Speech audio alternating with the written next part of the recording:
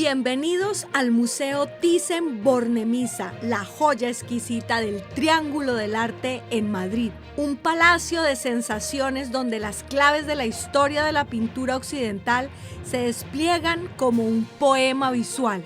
Y todo este lugar es posible gracias al barón Thyssen, que heredó una obsesión y la convirtió en uno de los relatos artísticos más completos del planeta.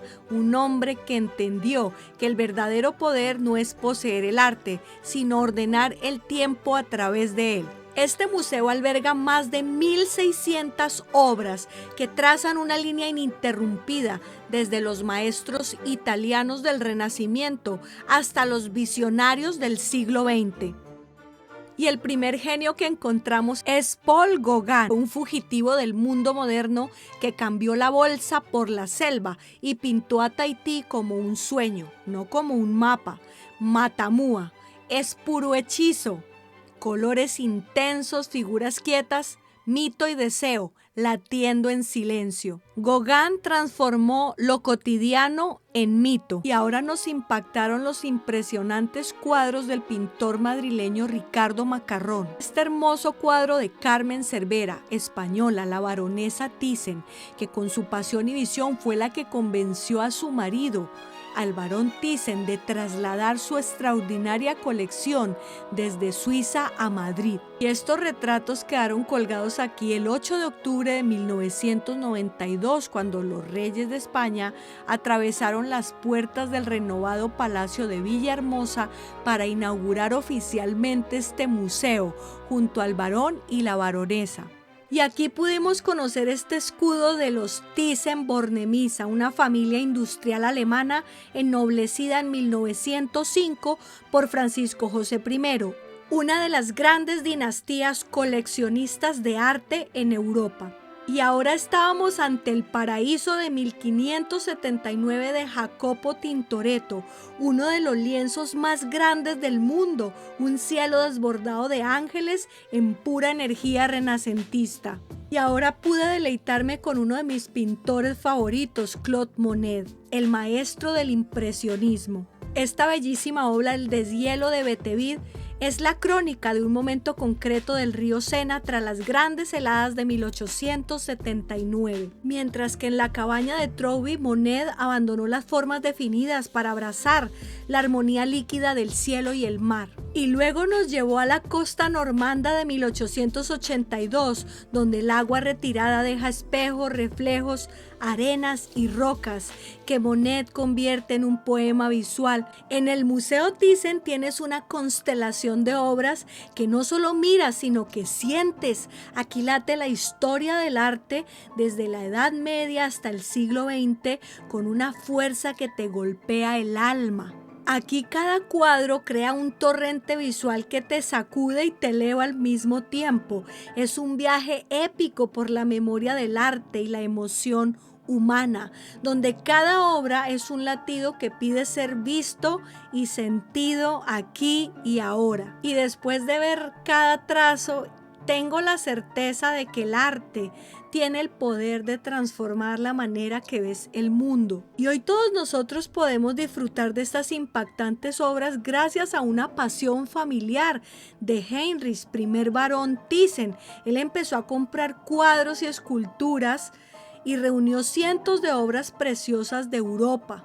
Tras su muerte, en 1947, su hijo Hans recuperó muchas de esas piezas y siguió ampliando la colección, incorporando desde arte gótico y renacentista hasta pintura impresionista y moderna. Y mientras contemplábamos la pintura titulada En el Parque, un camino del artista estadounidense William Merritt, yo estaba a punto de vibrar con Vasily Kandinsky, que nos llevó a todo un universo de innovación, con sus raíces rusas y con su revolución del color y la forma. Y llegaríamos hasta el genio del color y la emoción, Henri Matisse, que transformó el fauvismo en alegría pura. Y aquí, en la conversación bajo los olivos, la luz y la naturaleza bailan bajo su pincel.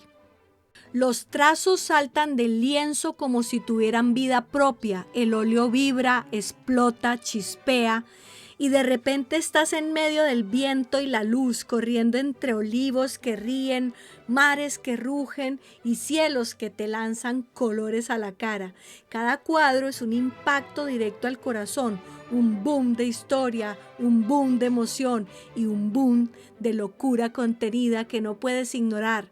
El arte no se contempla aquí, te secuestra, te hace gritar, te deja temblando, riendo, llorando y cuando crees que lo has entendido, te vuelve a patear el alma otra vez. Cuando yo tenía unos 15 años, mi amor por el arte empezó de verdad. Llegó a mis manos un libro de Leonardo da Vinci, que no era un libro cualquiera, proponía un montón de ejercicios, entre ellos buscar tus 10 pintores favoritos. Así que yo durante un año entero en esa búsqueda exploré estilos, técnicas, épocas y colores. Y encontré mi propia forma de ver y sentir el arte. Y después de tanto explorar dentro de mis 10 favoritos, por supuesto está Joan Miró. Su arte es pura libertad, colores, formas y signos que parecen flotar entre el sueño y la realidad, invitándonos a sentir y mirar el mundo de manera nueva, juguetona y sorprendente.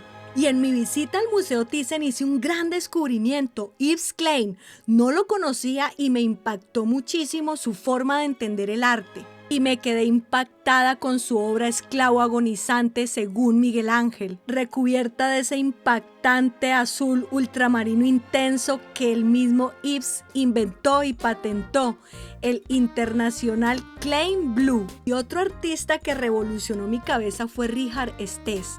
Pinta la ciudad como un espejo perfecto, luces, cristales y reflejos que engañan al ojo, atrapando lo cotidiano en un instante hiperreal que parece fotografía. Y llegamos a la zona donde la modernidad explota en el Thyssen en color y forma. El pop art grita desde los lienzos, colores eléctricos, formas que vibran, imágenes que parecen moverse.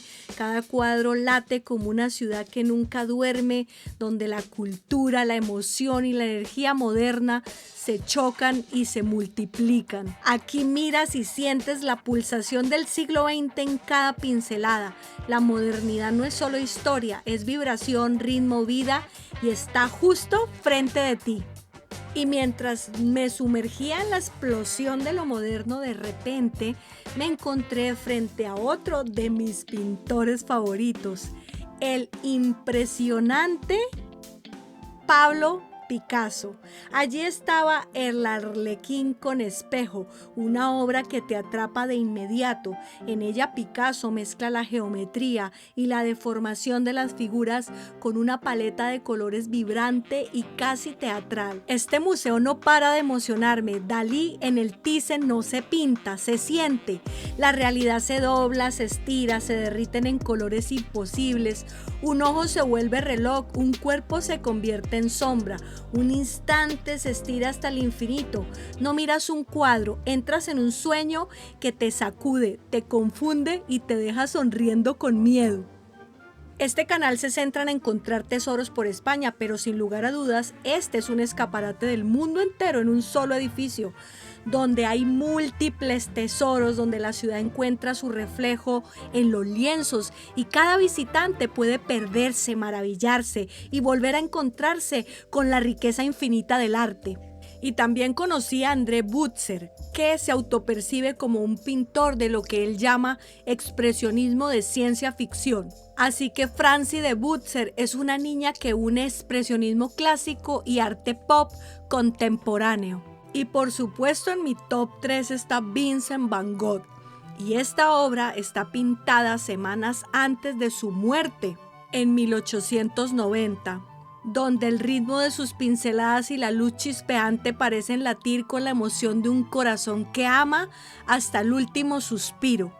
Los descargadores de Arles. Van Gogh no solo pinta obreros moviendo carga en el río Ródano, sino que captura un momento en el que su pincel comenzó a gritar color y emoción, esa luz ardiente del atardecer del sur de Francia. Y de aquí me levanté y con paso tranquilo me dirigí hasta otro gigante del arte, Edgar Degas, maestro de capturar el movimiento humano. En la sombrerería, este pastel íntimo y vibrante donde París se asoma al mostrador de una tienda de sombreros. Y Bailarina Verde muestra la magia efímera del ballet desde la mirada única del maestro francés. Y también pudimos ver un original de Edouard Manet.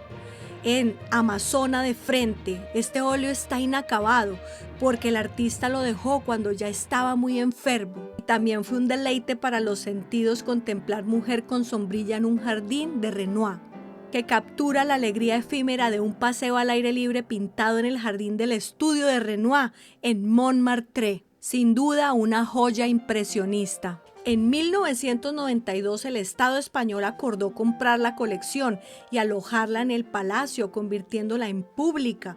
Así, lo que antes estaba en salones privados se abrió a todos y hoy cada sala es un viaje cronológico y geográfico por la historia de la pintura europea y americana, desde el Renacimiento hasta el siglo XX.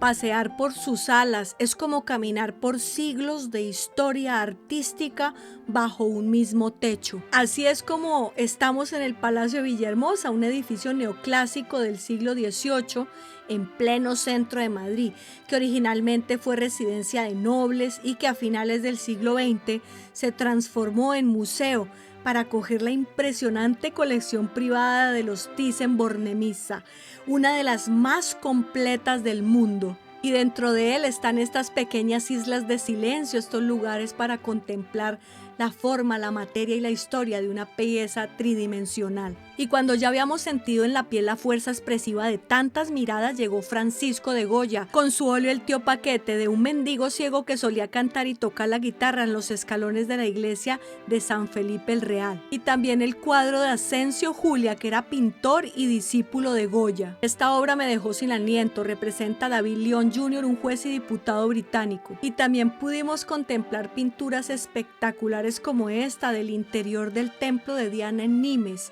de 1783, que eran un reflejo del interés de determinados sectores de la sociedad francesa por la arqueología y el mundo antiguo. Durante esa época se empezó a inventariar, dibujar, grabar y pintar esos vestigios.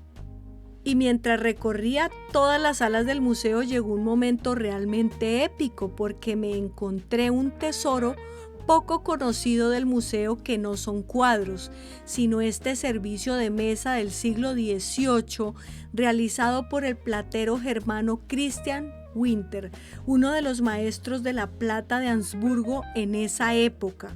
Es un conjunto extraordinario de 53 piezas de plata dorada y 13 de porcelana. Incluye fuentes, bandejas, cubiertos, platos, tazas y utensilios de diferentes tamaños y funciones, todo alojado en un suntuoso baúl forrado de terciopelo granate. Aquí imponente el grupo familiar ante un paisaje de Franz Holst, que es el único ejemplo suyo en España. También pudimos ver esta pintura de Jesús y la Samaritana en el Pozo de Guercino, y la bella obra La Virgen y el Niño de Bartolomé Esteban Murillo del barroco español. Y luego vendría esta obra que me dejó sin aliento, del artista Wolfgang Beurer, que tiene como protagonista al patricio de Frankfurt Johann von Ruckinger, a quien el artista coloca tras un antepecho que junto con la ventana dotan a la obra de una mayor profundidad. También está en este cuadro el emblema de la Orden del Santo Sepulcro y a la derecha el de la Orden Chipriota de la Espada, a las que perteneció este noble alemán. También pudimos contemplar esta preciosidad de orfebrería de Nuremberg, adquirida por el barón Thyssen en Londres en el 73. En el año 1932, el barón Heinrich Thyssen compró la elegante villa Favorita en Lugano, Suiza, y construyó allí un pabellón con salas expresamente para exponer su colección de arte privada. Él empezó a organizar su colección privada de manera pública para visitantes selectos, casi como un museo itinerante. Antes y después la llevó por varios países de Europa, incluyendo Suiza, Alemania, Austria y los Países Bajos. La historia entre el barón Hans Thyssen y Carmen Tita Cervera, que luego se convertiría en baronesa Thyssen, es al mismo tiempo una historia de amor y de descubrimiento y de una revolución cultural que cambió el arte en España. Se conocieron en 1985. Él ya era un gran coleccionista y ella una ex Miss España. Ella se sumergió con entusiasmo en el mundo del arte a su lado, y su relación no fue solo personal, sino también profundamente artística. Fue ella la que influyó de manera decisiva para que el barón aceptara la idea de trasladar la colección de arte que él había reunido a España, pues el gobierno español ofrecía un espacio junto al Prado que parecía el hogar ideal para esas obras tan extraordinarias. Gracias a esa persuasión y visión compartida, en 1992 se inauguró el Museo Thyssen-Bornemisza en Madrid, con miles de piezas que antes estaban dispersas en colecciones privadas europeas y que desde entonces se convirtieron en un patrimonio accesible para todos. Aquella tarde los reyes de España, Juan Carlos I y Sofía, presidieron la inauguración junto al barón y Carmen, y entre ministros y figuras del arte se descubrió ante el público una colección privada de casi 800 obras que se convertiría en patrimonio cultural permanente de España. Mil gracias a esta pareja por dejarnos tener este tesoro tan accesible. También por preocuparse de que sus nuevas generaciones sigan cuidando, ampliando y compartiendo la colección. Recuerden que el Thyssen es un museo imprescindible para todos.